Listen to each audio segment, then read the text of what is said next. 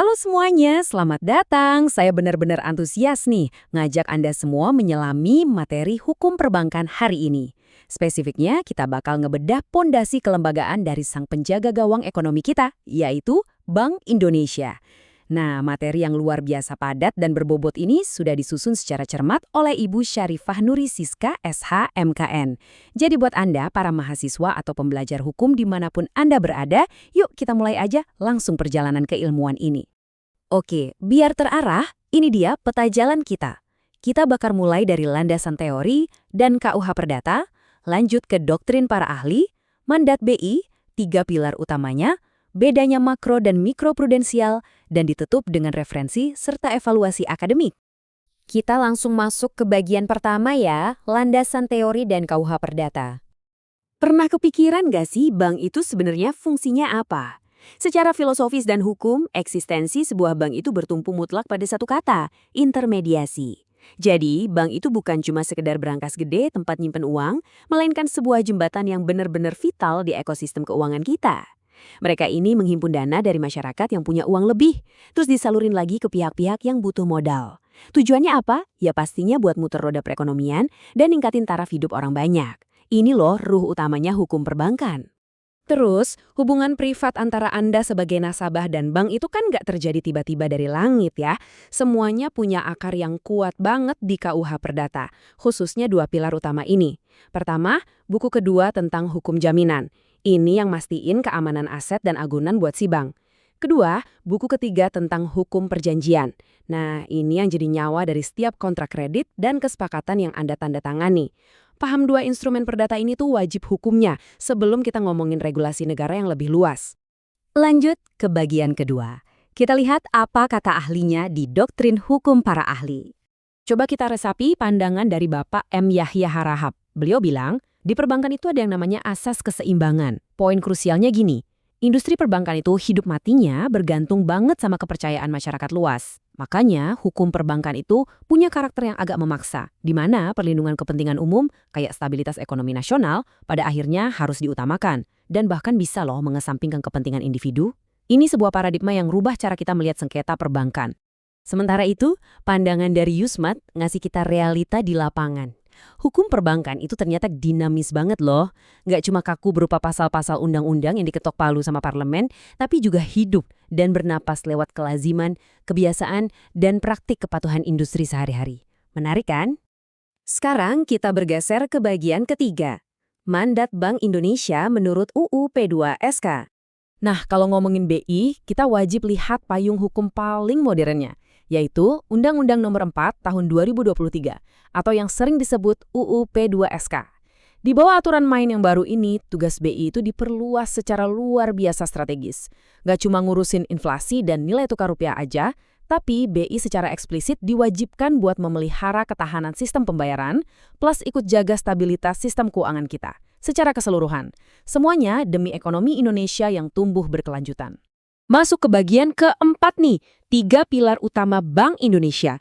Pilar pertama ini pasti udah sering banget seliweran di berita Anda. Stabilitas moneter. BI punya wewenang eksklusif buat nentuin suku bunga acuan alias BI rate. Kenapa ini krusial? Soalnya tiap kali BI rate naik atau turun, itu efek dominonya langsung kerasa ke suku bunga KPR Anda, biaya modal pengusaha, sampai ngaruh ke tingkat inflasi. Lewat instrumen ini dan juga intervensi cadangan devisa, BI mati-matian mastiin nilai rupiah kita tetap kuat dan stabil. Pilar kedua, sistem pembayaran nasional. Bayangin, ini tuh ibarat sistem peredaran darah di ekonomi kita. Uang harus terus ngalir lancar. Tanpa infrastruktur dari BI, kayak sistem clearing nasional dan SPBI, Anda nggak bakal bisa tuh yang namanya transfer antar bank. Di era digital ini, kerjaan BI juga makin kompleks. Mulai dari jamin uang fisik kertas itu selalu sedia sampai ke pelosok, sampai ikut ngawasin keamanan transaksi e-money dan uang digital yang tiap hari kita pakai buat jajan atau belanja online. Dan pilar yang ketiga, pengawasan makroprudensial. Tolong garis bawahi kata ini ya, risiko sistemik. Beda sama pengawasan biasa, di level makro ini BI nggak ngecek laporan keuangan bank satu persatu. Nggak gitu. BI itu ibarat pemantau dari menara pandang yang tinggi banget, mantau lautan pasar keuangan kita, mastiin nggak ada satupun gelombang kelemahan yang bisa memicu efek domino yang amit-amit bisa melumpuhkan seluruh arsitektur keuangan nasional kita. Kita sampai di bagian kelima. Nah, apa sih bedanya makroprudensial dan mikroprudensial? Ini sering banget bikin bingung, jadi perhatiin baik-baik ya. Gampangnya gini, Bank Indonesia itu mainnya di wilayah makroprudensial. Fokusnya ke gambaran besar, suhu agregat ekonomi, dan gimana pasar saling terhubung buat nyegah krisis nasional. Nah, di sisi lain, Otoritas Jasa Keuangan atau OJK adalah pemegang wilayah mikroprudensial.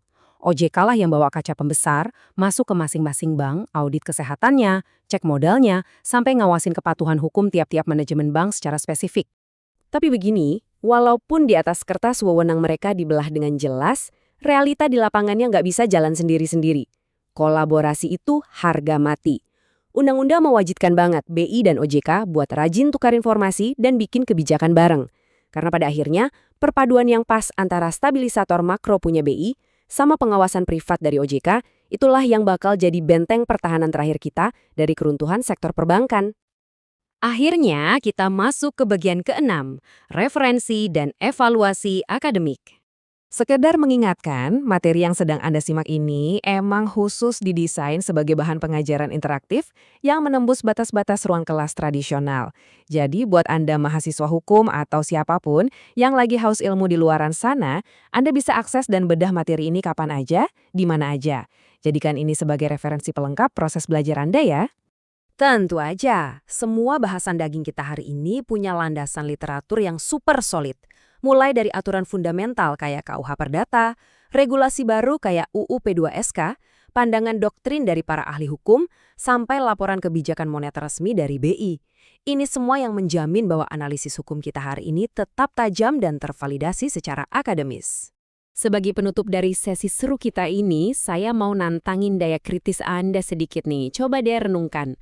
Mengingat ada irisan kewenangan yang kadang tipis banget antara kebijakan makroprudensial BI dan mikroprudensial OJK, kira-kira gimana sih desain hukum positif Indonesia saat ini mencegah terjadinya tumpang tindih regulasi atau bahkan mencegah kelumpuhan pengambilan keputusan pas kita lagi benar-benar dihajar krisis sistemik? Coba rumuskan argumen Anda berdasarkan apa yang udah kita pelajari tadi. Terima kasih banyak udah nemenin saya ngebedah pondasi hukum perbankan hari ini. Semoga wawasan Anda makin terbuka dan selamat belajar teman-teman.